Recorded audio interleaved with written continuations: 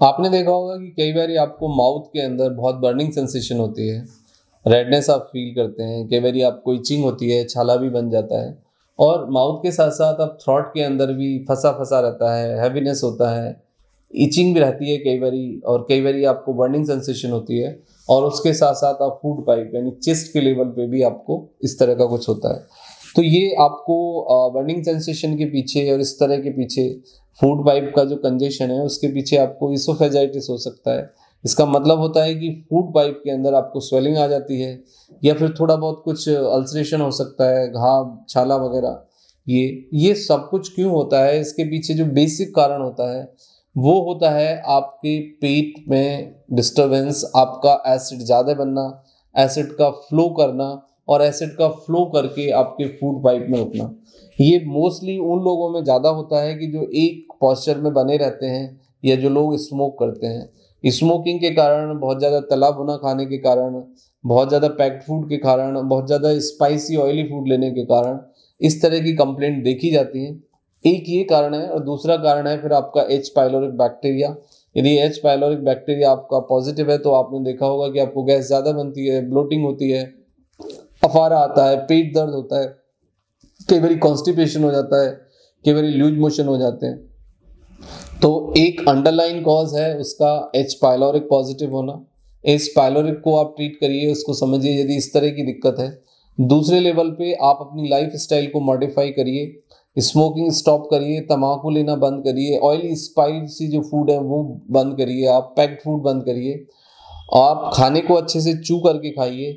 और सबसे बड़ी चीज़ है कि आप एक ना मतलब पॉजिटिव लाइफ स्टाइल ऑप्ट करें, हेल्दी लाइफ स्टाइल, जिसमें कि आप वॉक करें, जिसमें आप डीप ब्रीदिंग करें, जिसमें आप पेट की एक्सरसाइज करें, योगा मेडिटेशन करें, तो इससे बहुत फ़ायदा होता है। और सबसे बड़ी चीज़ है कि आप खाने को माइंडफुल ईटिंग करें, मतलब टाइम से खाना खाएं, खाने को अच्छे से च्यू करके खाएं।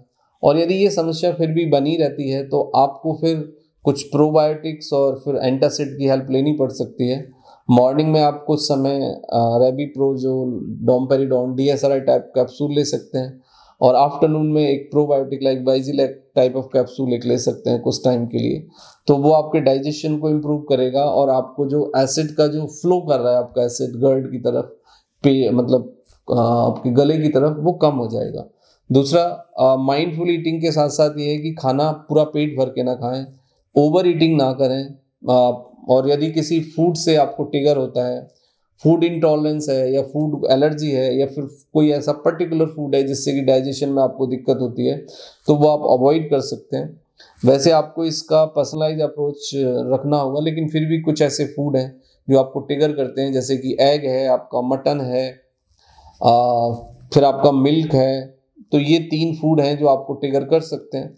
तो आप ये 3 फूड कुछ समय के लिए हटा सकते हैं, तो इससे आपका डाइजेशन इम्प्रूव होगा।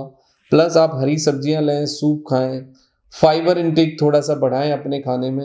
ओट्स मील ले सकते हैं, पोहा खा सकते हैं, खिचड़ी खा सकते हैं। और डाइजेशन को इम्प्रूव करने के लिए हरी जो ग्रीन चटनी होती है वो आप खाएं, उससे काफ़ी आपका डाइजेशन इम्प्रूव हो जाता है।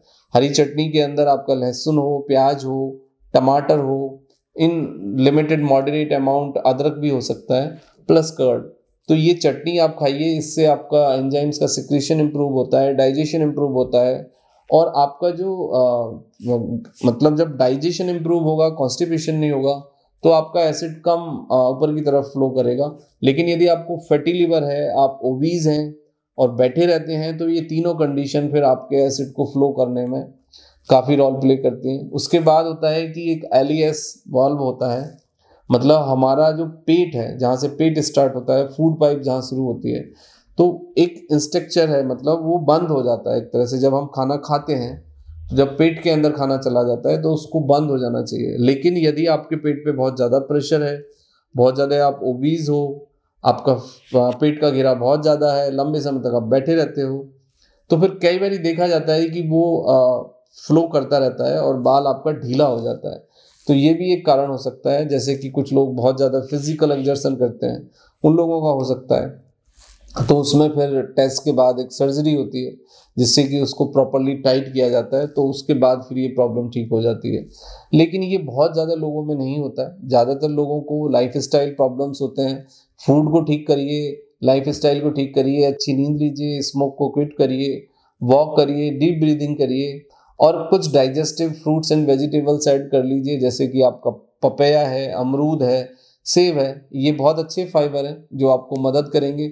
आप हरी लाल सब्जियां खाएं, प्लस अच्छा मूवमेंट रखें और अच्छे से लिक्विड डाइट लें, तो फिर ये एक हेल्दी प्रैक्टिस होगा और इससे काफ़ी हद तक आप अपनी प्रॉब्लम से बच भी सकते हो। यदि इसके बाद भी आपको कोई तकलीफ होती है तो you have to consult with your physician. Thank you very much and take care yourself.